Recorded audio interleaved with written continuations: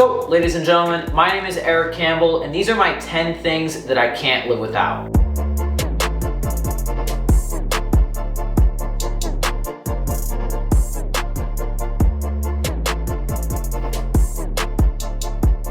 So, first up, and anybody that knows me very well knows that generally speaking, I don't go anywhere without a watch. Even if I'm only going out for a little while, usually I'm wearing some sort of watch. Watches are something that I've been into for a little while now, and I've got a couple different ones right here. First up, we have this watch right here. This is a leather Vincero. It's, I think, part of the Keros collection. I bought it about a year ago, and I think it was about $120. Very nice watch.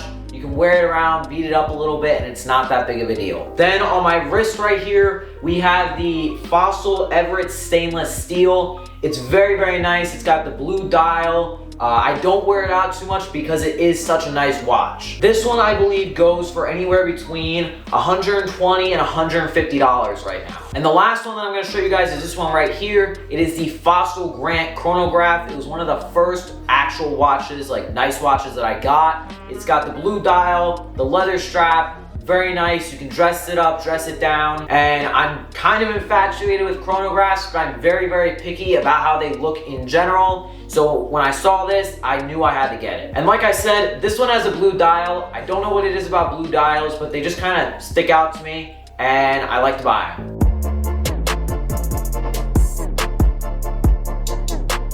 Next up, we have AirPods, and anybody that knows me knows that I don't go anywhere without these. I probably use these for at least 4 or 5 hours a day. Between work and listening to music and podcasts and videos, anything that requires audio, I'm basically using these. And they're super easy to use, but also just because nobody wants to hear what anybody else is listening to, and these are the simplest solution. I believe these are like the 2nd gen. They're like $100 or whatever. Super worth it to buy, and yeah, I use them all the time.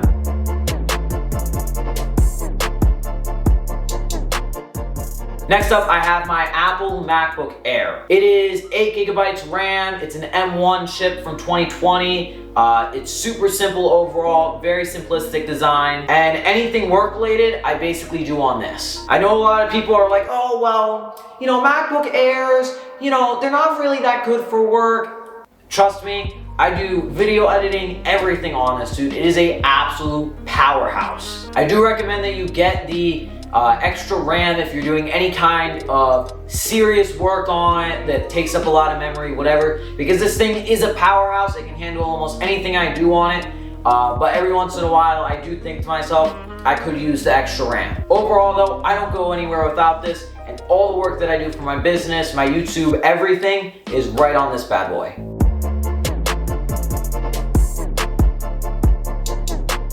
Next up, we have a book. Now, the book that I'm reading right now is called The Psychology of Money by Morgan Housel. It is a great book overall. He talks a lot about the way that people think of money, the way that people spend their money, and I think it's a great book for anybody who's really trying to understand how consumers spend their money. Point being though, I usually have a book with me wherever I go as well. Whenever I'm on vacation, or you know, I'm on a plane trip, or I'm on a long drive, whatever, I will read a little bit. But I definitely don't read as much as I want to, or as much as I should, and I definitely don't read as much as I used to. I used to read a lot more, and now I've definitely kind of gone down the YouTube rabbit hole of like summarizing of like these kinds of books and stuff. Not that like that's a bad thing, but I definitely think there's an added benefit to actually reading the physical book itself. But since I'm looking to get back into reading, if you have any book recommendations, you know, self-improvement, business, finance,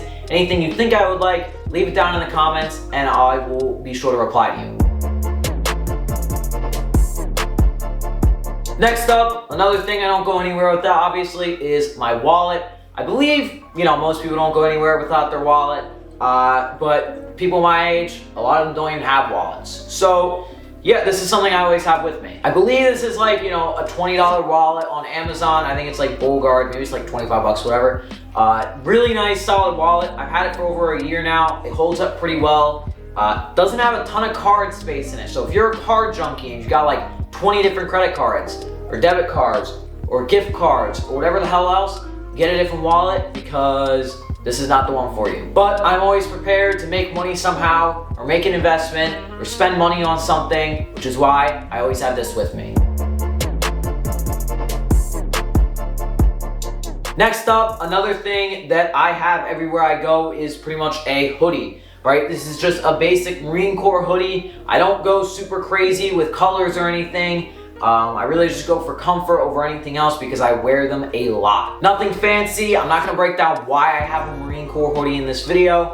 But yeah, anytime it's through like October through April or May, I almost always have one with me, whether it be this one or any other hoodie that I have. You know, you can never be over prepared in case it gets cold anywhere.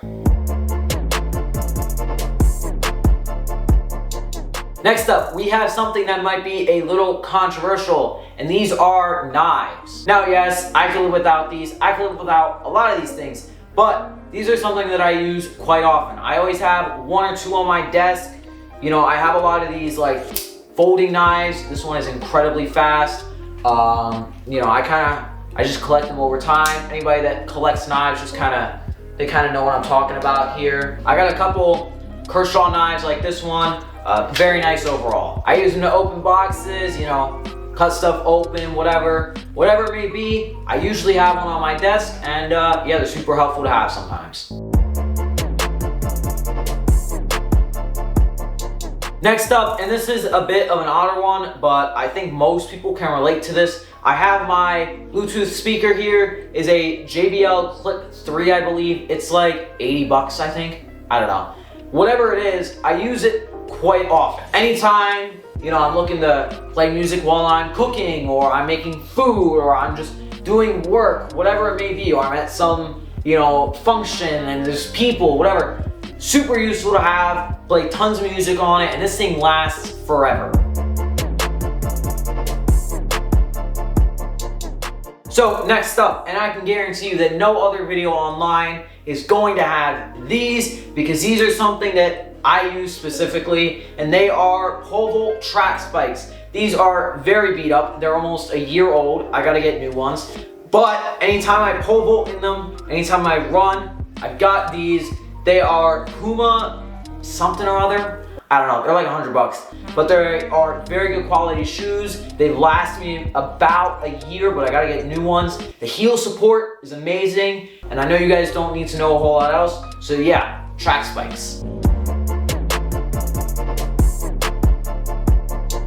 Now, last thing on this list is I have got my phone, right? Anywhere I go, always with me. It is an iPhone 8, 256 gigs of RAM, it shoots 4K, does everything I need it to do. No fancy iPhone 15 or whatever, because at the end of the day, you don't need all that, and this does the job. But like I said, I don't go anywhere without it, whether I'm making content, run my business, whatever. I'm always on my phone, which I think is the one thing I could actually complain about, is the fact that this phone's battery could be better.